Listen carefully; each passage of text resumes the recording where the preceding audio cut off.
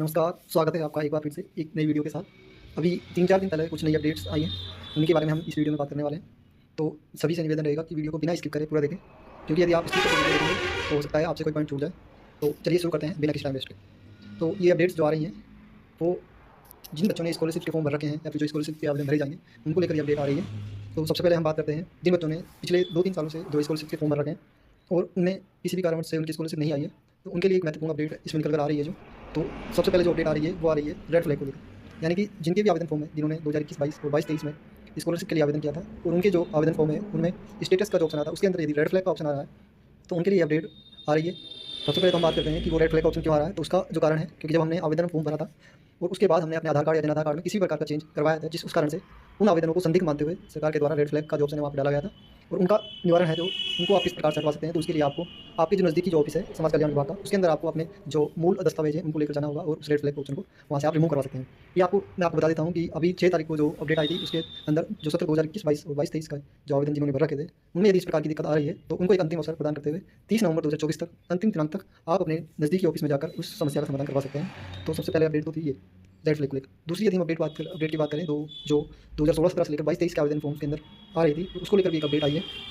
वो अपडेट क्या है कि जिनके आवेदन फॉर्म किसी भी कारणवश जिन्होंने अपने जिनके आवेदन फॉर्म में कोई ऑब्जेक्शन के कारण या फिर किसी अन्य कारण से वो फॉर्म आगे नहीं बढ़ पाए, तो उनको भी एक अंतिम अवसर प्रदान किया जा रहा है। और उनके लिए जो मैं आपको बता देता हूँ कि 31 दिसंबर 2024, हाँ 31 दिसंबर नहीं सॉरी 22 नवंबर 2024 तक आप अपने आवेदन फॉर्म में किसी भी प्रकार की कमी या ऑब्जेक्शन हो तो उसको आप सही कराकर आप दोबारा से अपने कॉलेज स्तर या फिर अग्रिम जो स्तर है वहाँ पर उनको आप भेज सकते हैं। इनमें जो विशेष छूट दी गई है 2016-17 से लेकर 2022-23 के जो आवेदन फॉर्म है उनके लिए विशेष छूट इसमें दी गई है और उनको एक अंतिम अवसर प्रदान किया गया है। साथ ही हम बात करते हैं अब नई अपडेट जो फिलहाल अभी नई निकल कर आई रही है उसके बारे में हम बात करते हैं कि जो नए जो स्कॉलरशिप के फॉर्म है जो सत्र 2024 और 25 के लिए होने वाले थे वो कब से भरे जाएंगे। तो उसको लेकर भी अभी 13 तारीख को एक अपडेट आई है, तो उसके बारे में हम डिटेल बात करते हैं।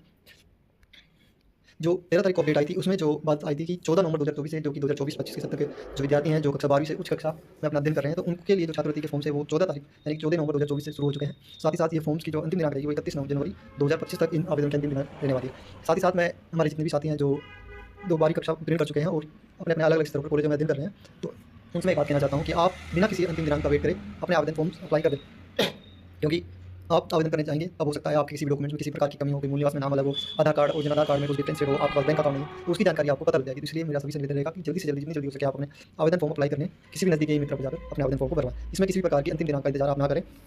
साथ ही साथ जितने से ज़्यादा हो सकते हैं आप अपने फॉर्म भरिए और इस आवेदन का लाभ उठाइए। इसमें यदि हम बात करें आवेदन कौन कर सकता है, तो इसके लिए सबसे जो SC, ST और MBC के जो स्टूडेंट्स हैं वो इनके लिए एलिजिबल है। साथ ही साथ EBC जाति यानी कि आर्थिक पिछड़ा वर्ग, अन्य पिछड़ा वर्ग के भी कुछ जो कास्ट है उनको भी इसमें सम्मिलित किया गया है। साथ ही साथ डॉक्टर अम्बेडकर विमंतु घुमंतु एवं अर्धघुमंतु निराश्री भिस्ती समुदाय हेतु एवं अन्य जो लाभार्थी हैं उनको इसमें शामिल किया गया है।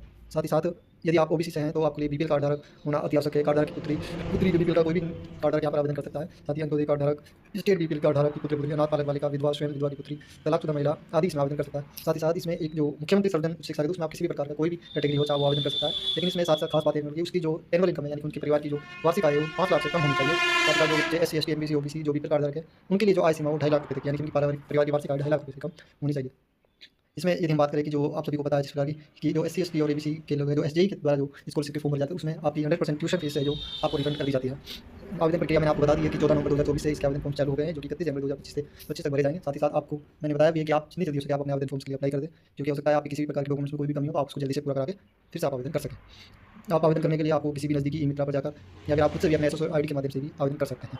साथ ही साथ आधार कार्ड में मोबाइल नंबर का लिंक होना आवश्यक है और आपके फिंगरप्रिंट्स भी सही से आने चाहिए।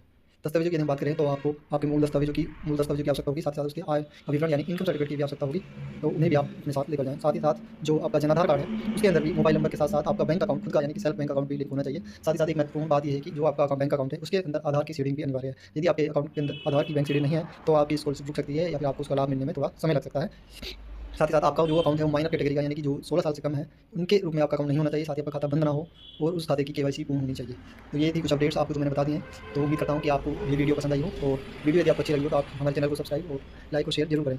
और ऐसी ही वीडियोज़ के लिए आप बने रहिए इसी चैनल पर और बेल आइकन को आप जरूर प्रेस करें। धन्यवाद। आप फिर मिलते हैं आपके साथ एक नई वीडियो के साथ।